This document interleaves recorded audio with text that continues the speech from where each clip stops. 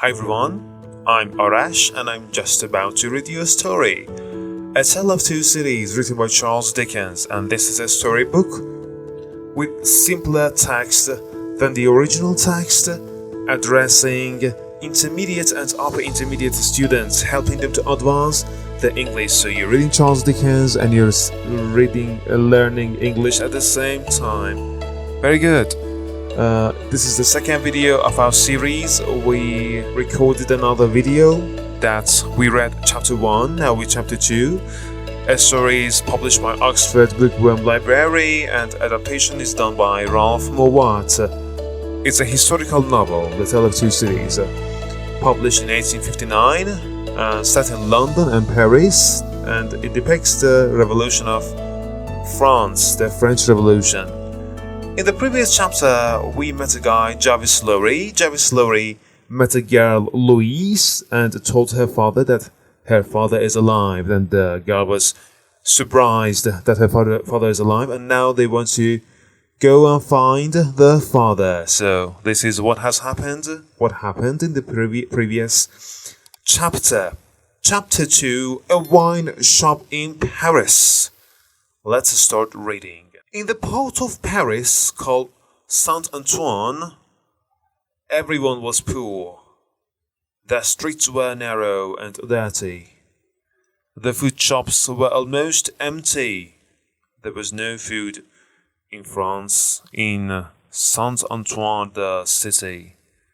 The faces of the children looked old already because they were so hungry. They were so hungry that their faces were so thin, with so many wrinkles on the face. So this says how hungry they were. In the wine shop of Monsieur Defarge, there were not many customers. It was almost empty wine shop, and Defarge was outside talking to a man in the street. His wife, Madame Defarge, sat inside the shop, knitting. What's the meaning of knitting? Knitting means make cloth by two long needles. Make cloth by two long needles, like garment, like blanket, interlocking loops of wool. We have a picture of a girl knitting in the next slide, so wait for it and see what action it is. But it's just know it's an action of making cloth. So Madame Defarge, a lady in that wine shop, sat inside the shop and knitting and watching. Defarge came in, and his wife looked at him, then turned her eyes to look at two new customers. So Mr. Defarge came in with two new customers. Who were they? A man of about 60 and a young lady. So they are Louise and Jarvis, the characters that we met in the previous chapter. Defarge went over to speak to them, suddenly kissed the young lady's hand, and led them out of the back of the shop. There is a secret in this shop. That is why it is empty. Now,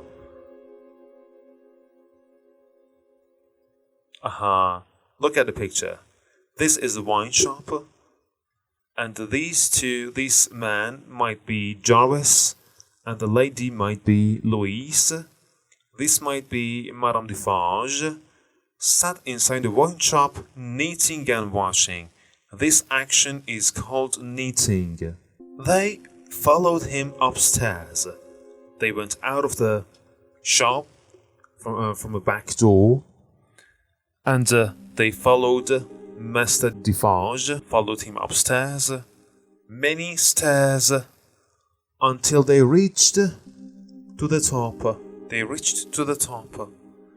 Defarge took a key out of his pocket. Now, Mr. Lorry is talking. "Why is the door locked?" asked Mr. Lorry in surprise. "He's a freeman now." Defarge answering, "Because he has lived too long behind the locked door." This is the voice of Defarge. Defarge is replying. Replied Defarge angrily. "He's afraid if the door is not locked." Obviously, they are talking about Louis's father, Dr. Manette.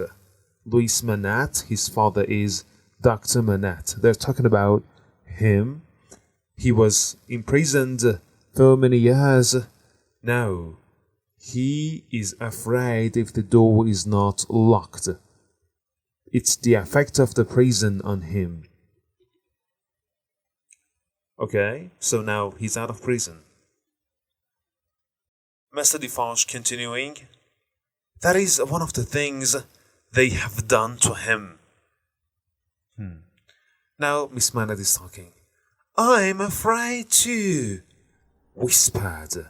So we say, "I'm afraid too," whispered. Whispering means speaking very softly and gently and quietly. So maybe just one person or two person can hear you, not everyone around. "I'm afraid too," whispered Miss Manette. Her blue eyes looked worriedly. So worriedly, the adverb of worried means you're unhappy because you're thinking about a problem, about unpleasant things that might happen. So you look worriedly in this situation. Her blue eyes looked worriedly at Mr. Lorry, and she says, "I am afraid of him, of my father." Defarge made a lot of noise as he opened the door. Mr. Lorry and Louise went into the room behind him. Now we meet Louise's father, Dr. Manette.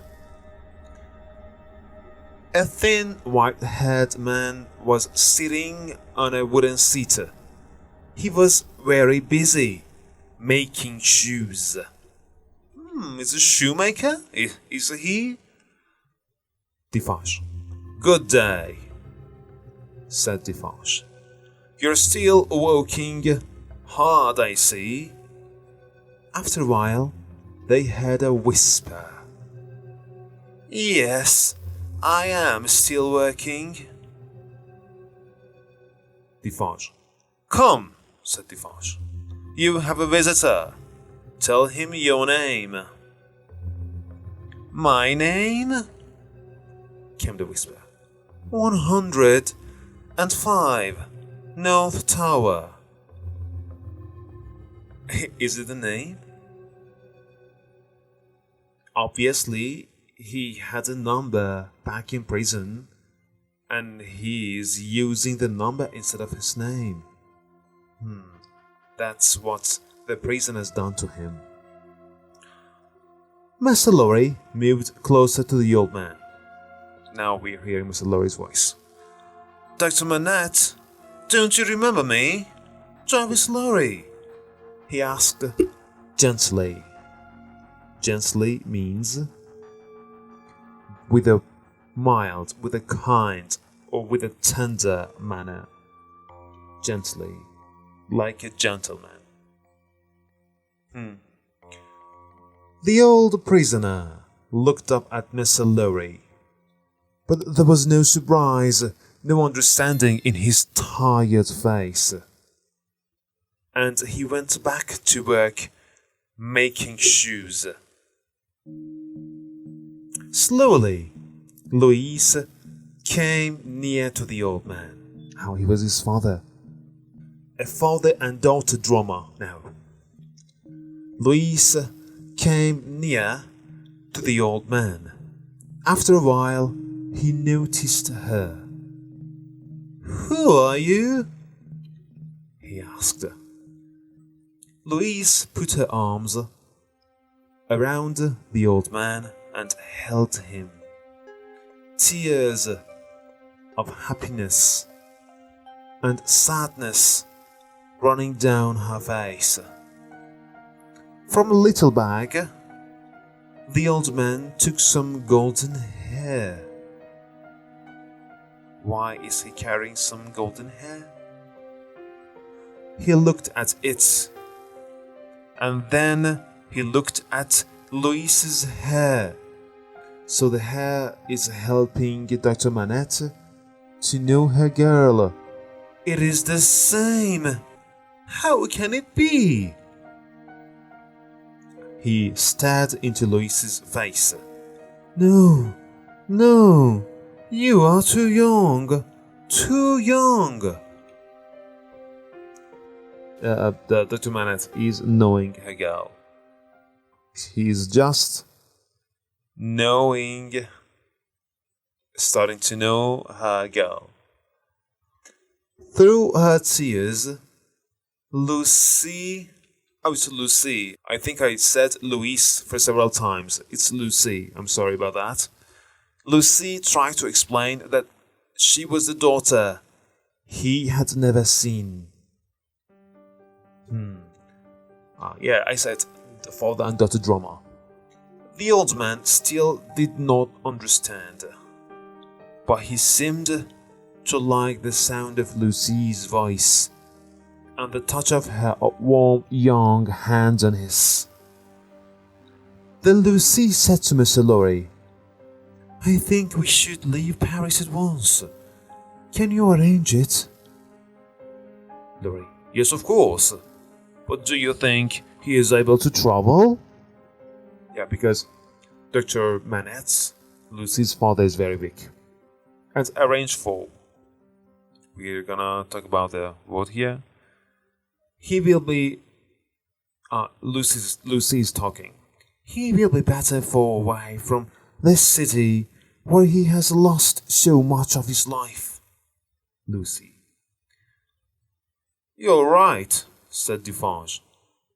And there are many other reasons why Dr. Manette should leave France now. This is what Defarge thinks. While Mr. Lorry and Defarge went to arrange for a coach, arrange for, organize, to make ready, to make plan for, to take them out of Paris, Lucie sat with her father. Okay. Lucie put her arms around the old man and held him. Lucie and Dr. Manette. Exhausted by the meeting. Exhausted. Very, very tired. And who was exhausted? He, meaning Dr. Manette. He fell asleep on the floor, and his daughter watched him quietly and patiently until it was time to go. When Mr. Lorry returned, he and Defarge brought food and clothes for Dr. Manette. The doctor did everything they told him to do. I have a question. Did Dr. Manette escape from prison? Or he was released? Because it looks like he should be at prison now, and they are hiding him. So anything he is doing is illegal, I think. Okay, let's continue the story. He had been used to obeying orders. To obey order? To follow order. Follow. Obey means follow. He had been used to obeying. He means Dr. Manette. He had been used to follow orders for so many years. As he came down the stairs, Mr. Lorry heard him say again and again, 105, no, the tower. Back in prison, he didn't have a name. He had a number instead of name, and he is repeating it. North Tower. 105. When they went to the coach, only one person saw them go. Madame Defarge. This Madame Defarge is mysterious. She stood in the doorway and knitted and watched, seeing everything and seeing nothing.